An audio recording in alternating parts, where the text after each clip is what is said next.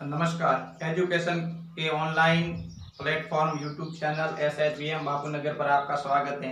कई बच्चों द्वारा डाउट ट्यूशन के रूप में जो प्रश्न पूछे गए थे उनको मैं हल करवा रहा हूं, ताकि जो बच्चे डाउट के रूप में प्रश्न पूछे थे वो आसानी से इस वीडियो को देखकर अपनी समस्या का समाधान कर सके। पहला प्रश्न है, दो संख्याओं का गुणनफल 1080 दे रखा है और लघुत्तम समापत्ति दे रखा है और आपको HCF ज्ञात करना है। देखिए, इन दो संख्याओं के गुणनफल के बराबर इनका संबंध क्या होता है HCF और LCM का, तो HCF गुणा LCM बराबर होता है दो संख्याओं का गुणनफल। दो संख्याओं का गुणनफल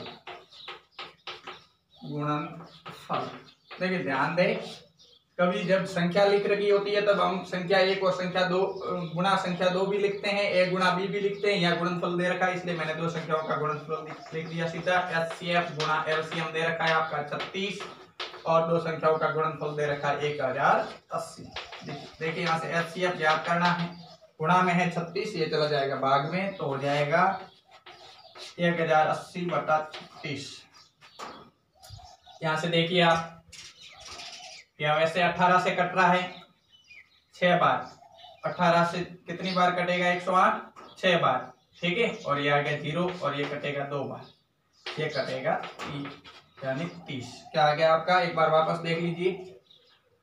18 का भाग दिया 108 में कितनी बार गया, 18 का पहाड़ा बोली 18, 18 36, 18 54, 18 72 और 18 90 और 18 6 108, 6 बार। 18 का भाग दिया मैंने, पास में आ गया 0। 18 का भाग 36 में 2 बार, 2 का भाग 2 में 1 बार और 36 में 30 बार। ये हो गया आपका HCF। देखिए, मान ज्ञात करना है। आपने पढ़ा होगा sine 90 minus theta cos theta और cos 90 minus theta sine theta, ये चीज पढ़ी होगी आपने। इनका उपयोग करेंगे। यहाँ से देखिए, पूर्व कोणों के संबंध का उपयोग करेंगे तो साइन है। देखिए, यहाँ से 54 है तो यहाँ भी हमें 54 लाना है, यहाँ 54 है तो यहाँ भी 54 लाना है, या फिर यहाँ 36 रखो तो यहाँ भी 36 लाएंगे और यहाँ 36 रखो तो यहाँ भी 36 लाएंगे। यानी दोनों में से किसी एक को बदलकर दोनों को क्या करना है, समान। दोनों को नहीं बदलना, एक को ही। तो मैं इसकी जगह क्या, कोस जो आपका है, ठीक है, ये 36 है, क्या है 36, तो यहां से 90 माइनस, देखिए कितने घटाएंगे तो आपके आ जाएगा 36, तो यहां से घटाएंगे। देखिए ये 54, 90 में से मैं 54 घटाऊं तो कितना आ जाएगा, 36 आएगा कि नहीं आएगा। तो कहने का अर्थ है 36 भी आ जाएगा और ये आपका साइन की जगह साइन भी रहेगा। देखिए, साइन की जगह साइन, 90 माइनस 54 वापस कितना आ गया 36। कोई परिवर्तन हुआ क्या, नहीं। ये आ गया आपका cos 54।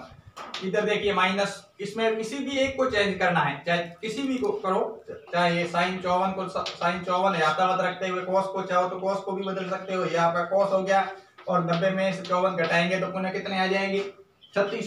90 में से 54 घटाएंगे तो कितने आ जाएंगे 36। तो देखिए यहाँ से साइन 90 माइनस थीटा क्या हो जाएगा cos थीटा, और cos कितना हो जाएगा 54 और नीचे भी क्या है cos 54, ठीक है। माइनस साइन 54 है और नीचे cos माइनस 90 क्या हो जाएगा साइन थीटा और साइन क्या हो गया 54। यहाँ से देखिए आप, cos 54 बटा cos 54 क्या हो गया, cos का भाग cos में देंगे तो एक बार, साइन का भाग साइन में देंगे तो एक बार, एक में से 1 11, आपका उत्तर आ गया 0, ठीक है। देखिए अगला प्रश्न, 362 का वर्ग ज्ञात करना है और सूत्र जो है द्वंद्व, कौन सा है, द्वंद्व ऊर्ध्व आधारित सूत्र है। तो देखिए, सबसे पहले जोड़े बनाएंगे। पहले बनेगा 1 अंक का, ठीक है।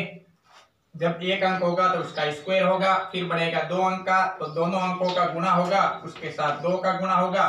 फिर बनेगा तीनों अंकों का, यानी कि 362 का, तो पहले और तीसरा जो है उसका तो 2 के साथ क्या होगा, पहले और तीसरे का 2 के साथ गुणा होगा, प्लस मध्य का क्या होगा स्क्वायर।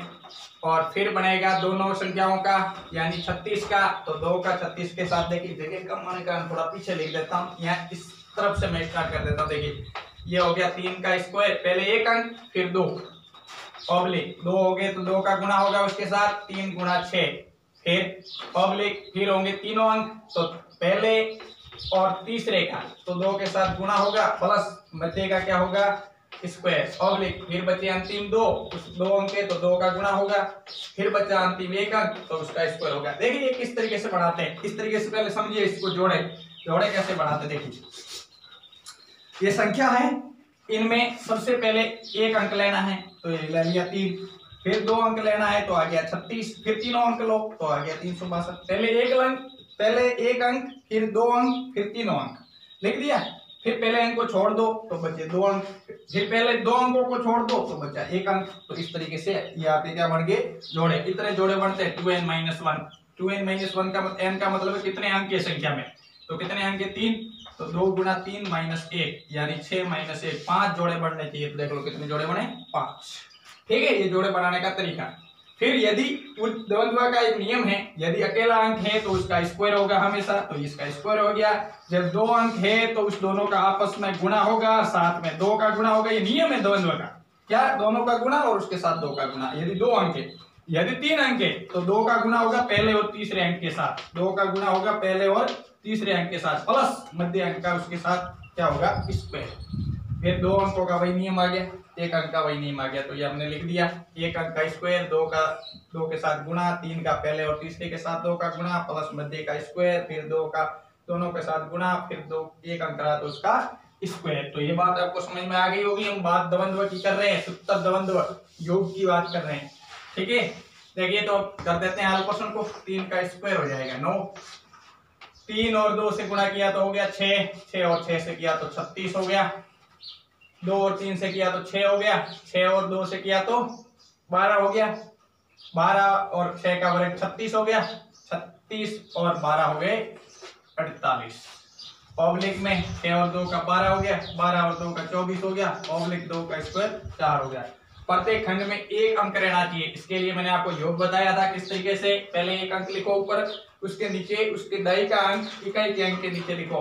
तो ये कहने का अर्थ है नीचे वाले का इकाई अंक ऊपर वाले के दाई के नीचे आएगा, तो दाई तो है नहीं तो आगे लिख दिया, फिर लिखो 48 आ गया, फिर लिखो 36 इस तरीके से हो गया, फिर लिखो 9 जोड़ दो 4 आ गया, 4 आ गया 0 आ गया, 8 और 2 का योग 6 और 4 का 10 आ गया, हासिल 1 11 हो गए, 9 और 3 12 और 1 क्या हो गया 13। एक बार वापस देखिए, 4 का 4 हो गया, 4 का 4, 8 और 2 10 का 0 हो गया, 6 4 10 और 1 हासिल 11 हो गया, 1 9 3 12 और 13 आ गए। इस तरीके से आपका उत्तर आ गया 13 10 44। ये क्या हो गया 362 का स्क्वायर हो गया। ध्यान रखें जोड़े किस तरीके से बनाने समझ में आ गया। उसके बाद में 1 अंक होने पर उसका स्क्वायर, 2 अंक होने पर दोनों का आपस में गुणा करके 2 के साथ गुणा, 3 होने पर पहले और तीसरे का 2 के साथ गुणा प्लस मध्य का स्क्वायर, और 4 अंक होने पर पहले और चौथे का 2 के साथ गुणा प्लस मध्य वाले दोनों का 2 के साथ गुणा और दोनों का योग। इस तरीके से इनका वर्ग ज्ञात करते हैं, किससे सूत्र द्वंद्व द्वारा। देखिए अगला प्रश्न है, सरल करना है इसको और पता करना है कि दी गई संख्या प्रीमिय है या अप्रीमिय। तो देखिए 2√45 प्लस 3√20 बटे में है 2√5।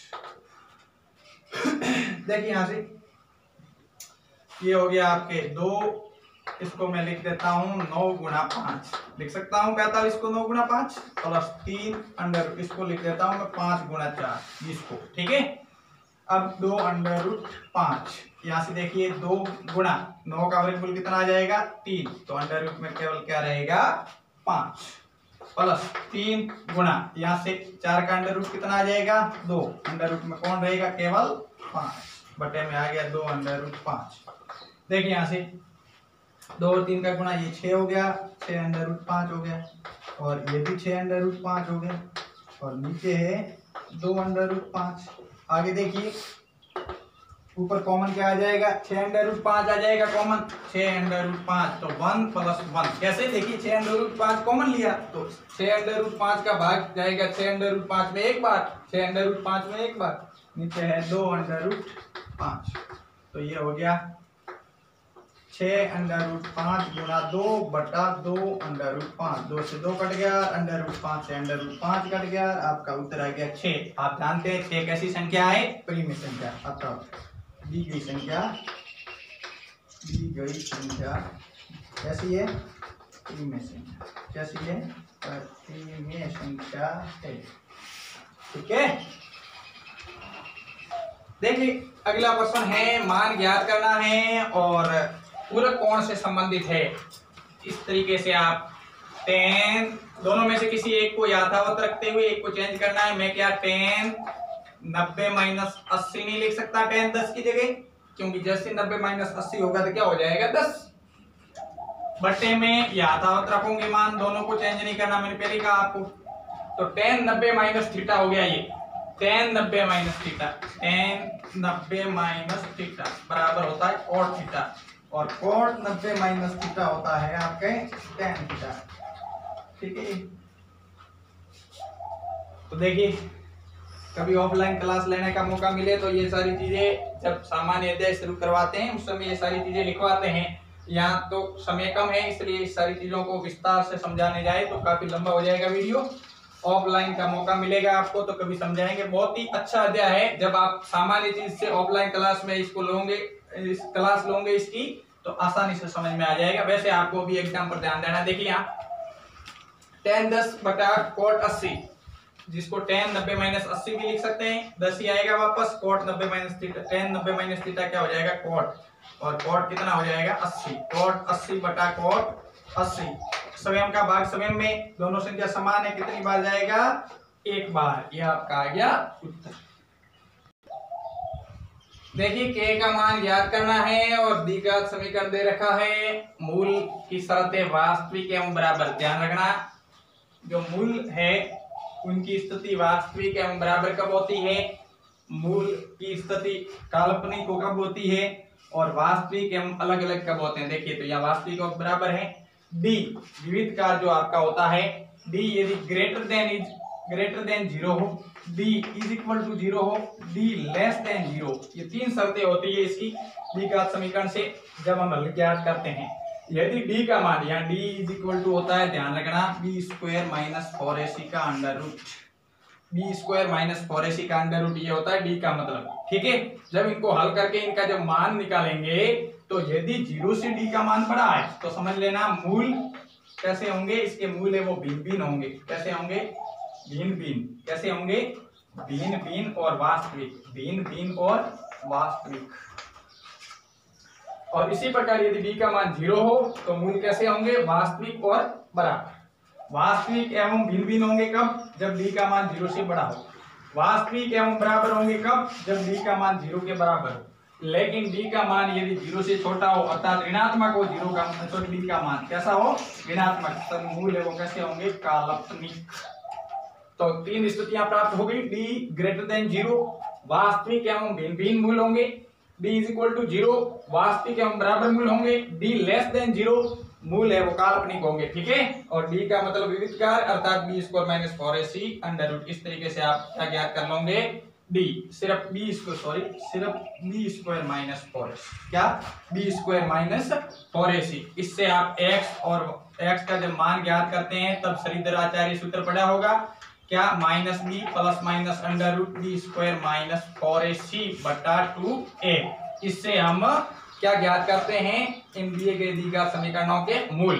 और यदि d का मान क्या हो, बी स्क्वायर माइनस 4ac का मान 0 से बड़ा हो तो मूल होंगे वास्तविक एवं भिन्न भिन्न, और d के बराबर 0 हो तो मूल होंगे वास्तविक एवं बराबर, और d छोटा हो, 0 से ऋणात्मक हो, तब मूल काल्पनिक होंगे। तो देखिए सबसे पहले तो हमें पता करना है कि मूल किस तरीके से, क्या काल्पनिक है, वास्तविक के बराबर है, वो तो शर्त दे रखी है, वास्तविक एवं बराबर है।